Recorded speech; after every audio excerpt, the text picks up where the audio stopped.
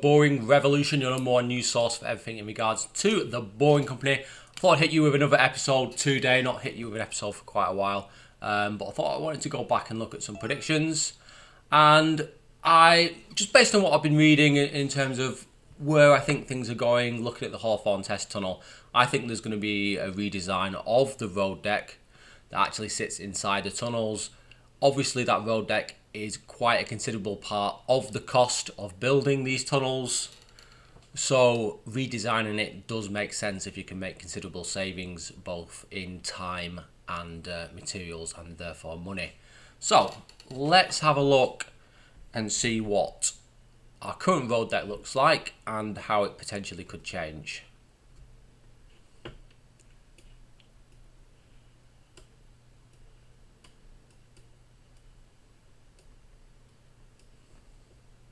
So, this is the road deck as it was supposed to be built. So you've got your concrete shelves here, and then you've got your concrete curbs, and that's where the wheels go against, the alignment wheels, and that's what keeps the vehicle on the straight and narrow, as it were. Hello, United Face.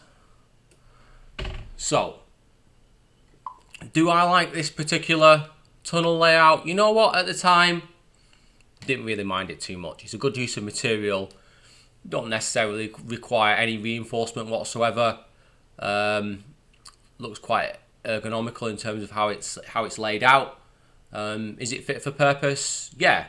Other than the actual grating down the middle, it's fairly easy to build in one piece and there's no real issues with it. But when we actually went to build this particular road deck inside the tunnel, the Hawthorne Test Tunnel, we came up with some problems. And the problem is no one has expertise or understanding about how to pour these shelves and these raised elements inside a tunnel, inside a confined space. What is going to happen? Well, we ended up with a road deck that wasn't level, that wasn't flat, that resulted in lower speeds to the vehicles that were using it, and then we ended up having to tarmac over it.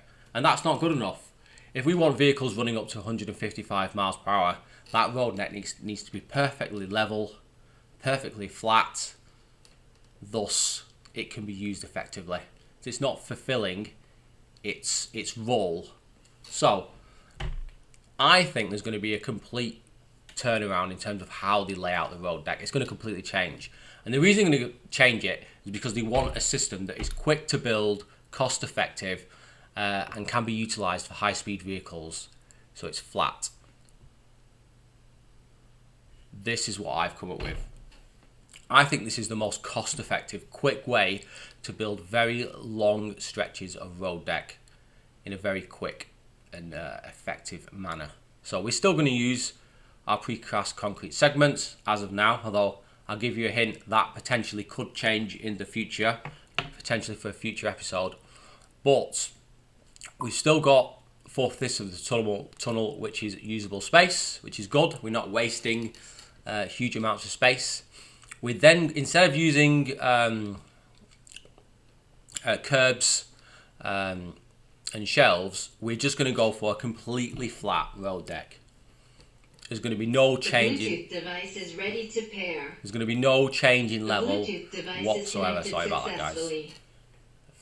Sorry about that. I have no idea why that's going off. So it's going to be a perfectly smooth, flat, level surface. There's going to be no changes in level whatsoever. That level is going to run all the way from the start of the tunnel to the end of the tunnel, and it's going to be the thickness of that slab, that road deck, is going to be maintained throughout the entire length. It's not going to deviate. There's going to be no changes in that. It's going to be an in situ reinforced concrete road deck, which means we're going to pour it in the tunnel on top of the reinforcement that we're going to place inside the tunnel, and we're going to place some steel formwork at the base of the road deck, which is going to become part of the structure itself forever. Why are we doing that, you might ask? Well, it saves us a considerable amount of concrete. It also helps reinforce that structure. in terms of dissipating the weight from the vehicle down into the actual concrete segments through the road deck. This is gonna, so just to answer a few questions, this is going to be for Las Vegas, this is going to be for Chicago, this is going to be for the dugout loop, this is going to be for all projects going forward. The previous way we were looking at it was not, although on paper it looked like it might work, it's not actually going to work in the real world, because how are you going to use slip form construction inside a tunnel, inside a confined, no one in, as far as I'm aware, has ever built something with concrete inside a tunnel using slip form construction. Slip form construction is better when you're building columns vertically, when you're building walls vertically, when you're building cores or vertical concrete structures, when you're going up, so you're moving that formwork up the outside of the building. Whereas this, you're moving horizontally down the tunnel. In terms of getting a flat level deck on which pods can run, it's just too difficult. The machines don't exist to do that. So yeah. So what I'm going to propose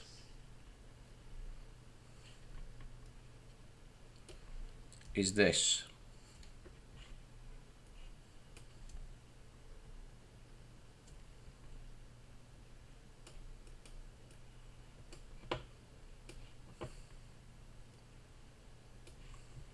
So we're going to have road deck revision 2, a flat level deck, reinforced concrete, integrated void, permanent steel formwork. Now, why are we doing that when the other previous deck looked reasonably good on paper and should actually function as was prescribed in the documentation for the Boeing company? Well, it's just too difficult to build. That's the problem. So we had a central void with steel grating covered the central walkway. So we've got multiple materials that we need to think about. We have to cast the concrete and then we have to install the steel grating afterwards. You're altering your critical path for what jobs you're going to complete in what order. So you've got to have people following on from the people that are pouring the concrete. In my method, you don't do that. You place the concrete formwork, then you pour the concrete on top, and then you just don't need to worry about it. You've got these horizontal concrete shelves, and you've got vertical concrete curbs. Issues. What were the issues when we used this in the Hawthorne test tunnel? Well, they were rushing to do it, but I still think that it is very time consuming trying to build those large, complex shapes inside a confined space. Requires some formwork and a fair bit of prep work prior to pouring. Proved difficult to achieve a flat level surface. That was using the slip form method of construction. I think even using traditional methods of construction, you're going to end up with a very complex shape, a complex set of formwork that is going to be difficult to compact into the shape you need it to be. That's going to be time consuming. It's therefore going to cost you more money, or you're going to have to use more men, or both. Also implies that alignment wheels are necessary to run cars in the system safely.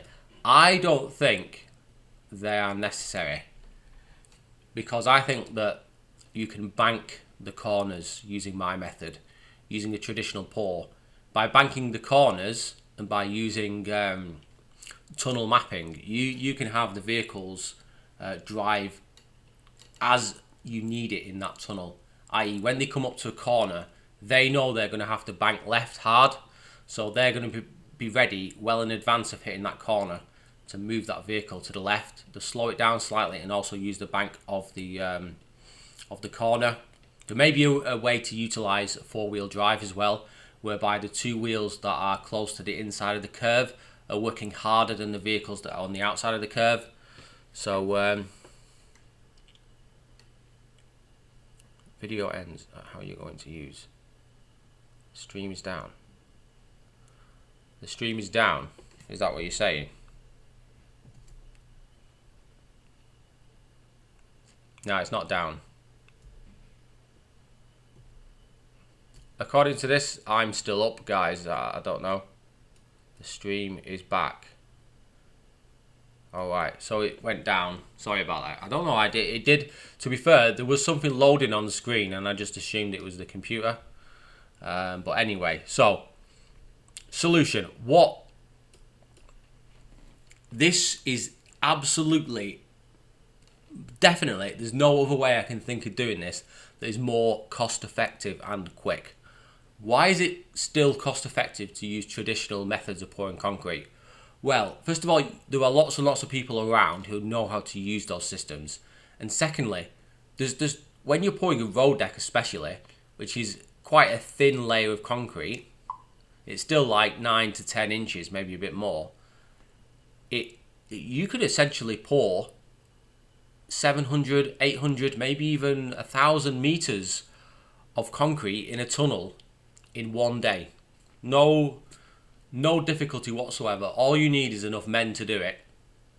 Piece of formwork one end, a piece of formwork the other end. You run a pipe through the tunnel to where you want to start pouring the concrete, or you'd want to start in the middle of the tunnel. That'd be the ideal place to start. And then you'd have two teams working either way. So you could have concrete being poured as you are setting in the rebar at the other end. So you can have that. You can have consecutive jobs running at the same time, and you could run that concrete from one end to the other very quickly. We're talking. You could pour the concrete. It all depends on how quick it is. You could set the rebar. The rebar won't be that difficult to set because you could prefabricate that off-site in big long sections, about 6 or 7 meters long, and then you'd put them at both ends, run them all the way down. You tie that back in with a bit more rebar. Maybe you'd run a rebar cage from one side of the tunnel to the other, run that all the way down the tunnel, and then you're ready to pour. And then it's just a case of using a powered float, making sure you're working away from where you began the pour.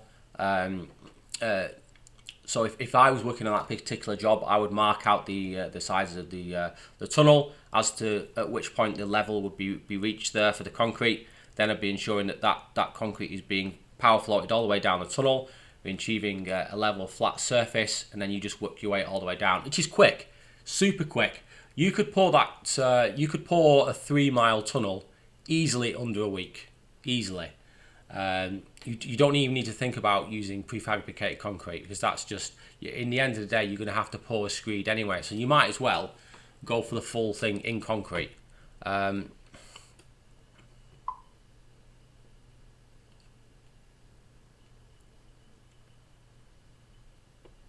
do I sound like I work for them? Because I should work for them, that's what it is. So in terms of the advantages of using this system, requires very minimal formwork, simple design, faster build, just fix the rebar, pour and allow to cure. Can be poured in vast sections with traditional methods. Easy to level out, ensuring an ultra smooth ride. Because you're leveling out each section in one continuous piece, it's very, very difficult to get the levels wrong, especially if you've actually marked out the levels and you set the concrete just above where the rebar finishes. So it's near on impossible to get the levels wrong. By having that void as well underneath the road deck, you have integrated a cable duct or pathway where you can run all the necessary cables for lighting, for powering the emergency systems, for powering the CCTV. I mean, if you really, really wanted to do, you could run rainwater route through the underneath of that tunnel. If you were worried that rainwater was going to accumulate in the tunnels, you could run it underneath the deck and then collect it at a low point in the tunnel. It has superior load-bearing properties than the previous shelves that I've showed you because it's one integrated piece, one homogeneous piece of concrete, and that galvanized rebar is sat out in accordance with where the actual vehicle's wheels are going to be sat. Any curves can be banked. It'd be very, very difficult with that the old previous method of banking those curves.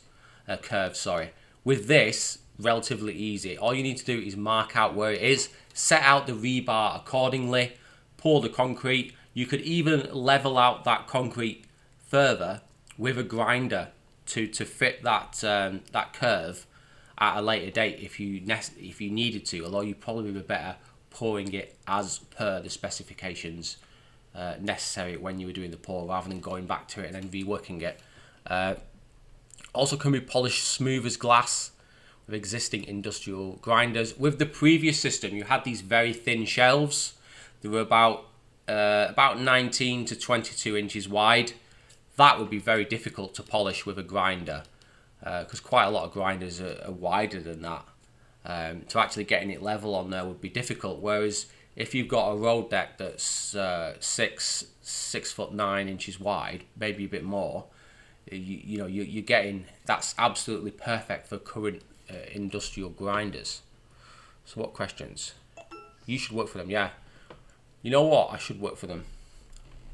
But unfortunately, I'm based in the UK, and I've got an extremely stable job at the moment that is so easy for me that I just couldn't. It'd just be suicidal if I gave up my current job to move to Las Vegas. But yeah, so let's go back to that. Let's go back to here we are. Let's go back to this particular drawing. This is how we're going to lay it out. This is the entire in situ reinforced concrete road deck. Let's take this as an example for Las Vegas. Yeah, so you'd have two tunnels. So you'd have two road decks that are approximately 0.86 miles long. You could pour them in under a couple of days if you had enough. If you'd already set out the rebar and you had enough men, it could easily be done in, let me put a number on it, in under 40 hours, easily. Once you've set your formwork up, once you set your rebar up, once you've gone through the tunnel and marked out where necessary you need the concrete to finish. They have not accepted that. So you've applied, have you, Jonathan? Did you get a response though? Have you got a response since your initial application?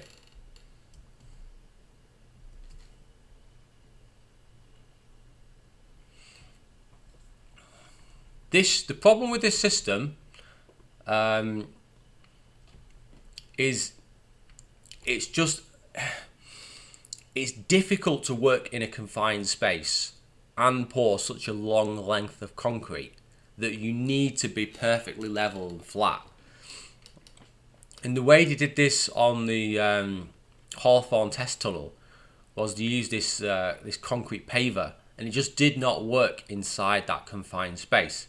Now maybe the boring company could build a purpose-built machine, but they're not going to save much money doing that over just referring back to traditional methods. The advantage of using a traditional concrete pour is just speed. You're probably going to end up using less concrete, and also because you can pour it in one big go, you're not waiting for other sections to cure. So you can almost use it after. You could easily use it after a couple of weeks in an actual operating system. So that's my idea, guys. I am going for a new method of building the road decks, because I don't think this method is the best way. On paper it looks good, on paper it seems to work, but I think actually in practice building it, not an easy task. You're going to come up with a lot of problems. Obviously ensuring that it's flat and level is a major issue. I think we've got to change it, and that's going to be my prediction number 13, is that the boring company will reevaluate this particular design. They'll realise that it's not the most efficient and effective design that they could go for. They're going to revert back to a traditional road deck. They're going to introduce systems ensuring that they can pour that road deck in one continuous piece. And in doing so, they're going to save themselves a lot of time, a lot of money, and a lot of headaches, because they won't have to deal with road surfaces that are not flat and they're not level. The system that I'm proposing will be perfectly flat, will be perfectly level. It will last easily over 100 years, and it can be polished perfectly flat, which results in very low rolling resistance, which results in more efficiency and therefore power savings by the pods themselves. So that's my prediction. Obviously, the road deck will be properly reinforced with galvanized steel rebar. Other than that, it's going to be a fairly simple concrete mix. It doesn't need to be anything particularly special. Exactly what they currently use on highways. And that's my proposal. So, before I finish up, guys, any questions, anything that you want to pick apart or you think that could be done differently? Do you have a third design? If so, let me know. But I think that's gonna be it for today. Cool.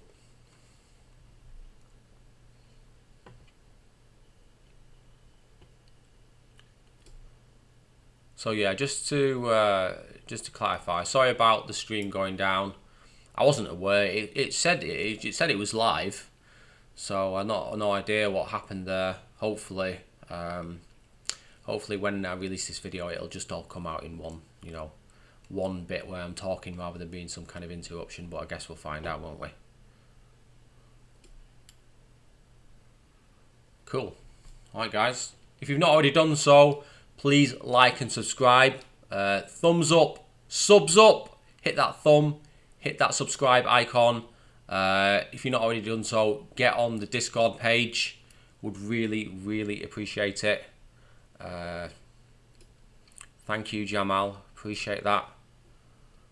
I would like to work for the Boeing company, but it's just life comes in the way of your dreams sometimes. But I live a very happy life, and I can't complain really, can I?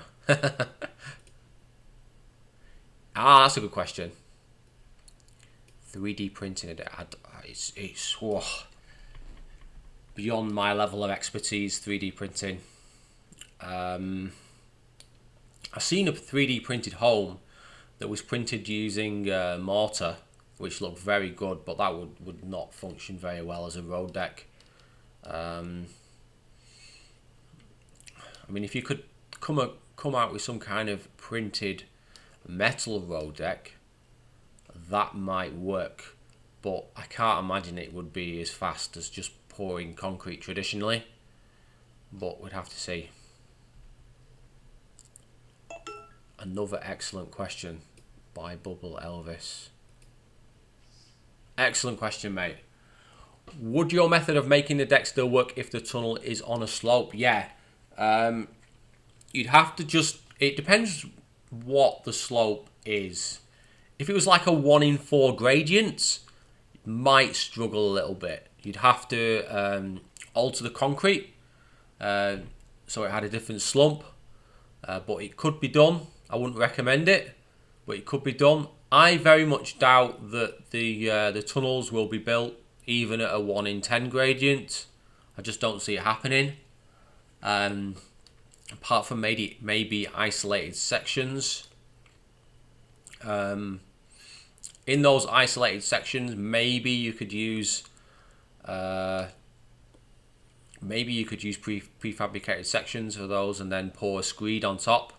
You could actually pour a solid screed and then add water later on, which is a great way of doing it, and then just tamp it into position.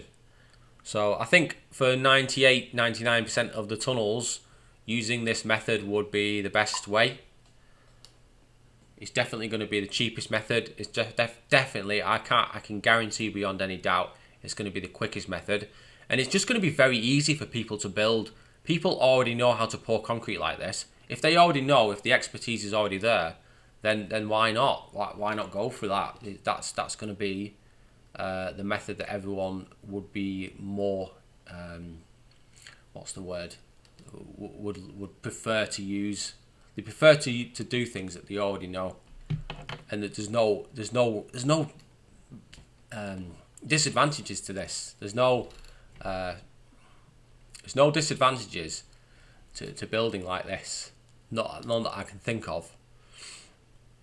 Because it's all underground as well, it's protected from the sunlight, so you're not going to get cracks forming and excessive expansion.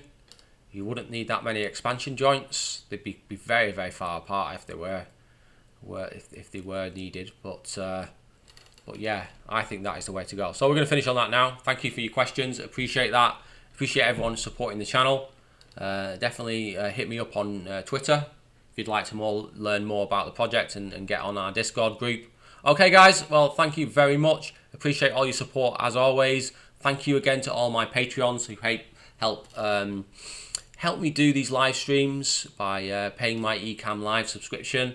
Been working on a website recently. Hopefully, going to try and get that live in the next few weeks. Probably less than a few weeks, but you know, aim low. All right, guys, and remember, don't be boring. See you soon. Goodbye. Thank you for watching.